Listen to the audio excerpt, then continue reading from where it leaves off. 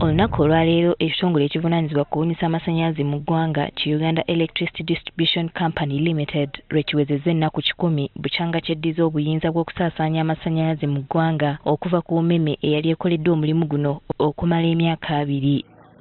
Newankubadde mu nnaku zino 10 bingi ebituukiddwako, ekitongole kinokoddeyo obubbi bw'ebyuma by'amasannyalaze nga waaya, transformer n'ebirala bwe kibakaluubiriza okutambuza emirimu gyabwe obulungi. Obufo obulimu obusinga okubeeramu emize gino, obufo nga Wabigalo, Nakasongola, Luweero, era twakwatayo abantu 17 bawera ennemba na gwa Butujju. Bagamba ekisinga okubakaluubiriza kwe kuddamu okugula ebyuma bino ebiba bibbiddwa kyokka nga bigulwa obuwanana bw'ensimbi. Ate n'osanga nga pylon baagitemye, n'osanga nga waliwo bano abagabba, tuba tetujja kumalako ne puroguramu yaffe.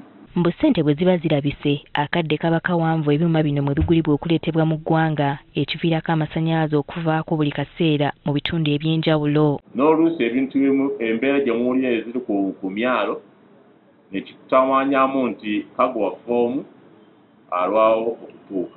Okusinziira ku minisita w'amasannyalaze n'obugagga obw'ensibo Ruth Nankabirwa, okubba ebikozesebwa okusaasaanya amasannyalaze mu ggwanga musango gwa nnaggomola. Oba obbye waya emu oba bbiri oba nkata oli mutujju. Ng'oggyeko ebikozesebwa okubbibwa, amasannyalaze gennyini abantu bangi bagabba, ekitakoma kufiiriza kitongole kyokka wabula n'eggwanga lyonna okutwalira awamu. Pasente gy'emu bw'eti ebibbiddwa y'amasannyalaze ereeta okufiirwa kwa millions dollars 7 zenkanankana billions 21 eza Uganda. Sente nyingi.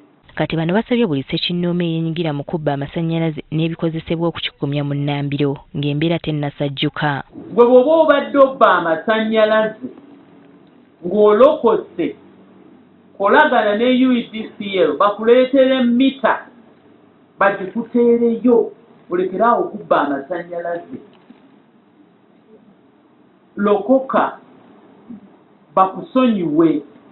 Sabbiiti ewedde twakulaga emboozi wano ku Spark TV ng'abaakwatibwa nga babba waya z'amasannyalaze baleeteddwa mu kkooti Nakawa era ne bagulwako ogw'obutujju. Kino nno kikusiigira ekifaananyi ku musango gw'oba oyolekedde okuvunaanibwa singa oba okwatiddwa.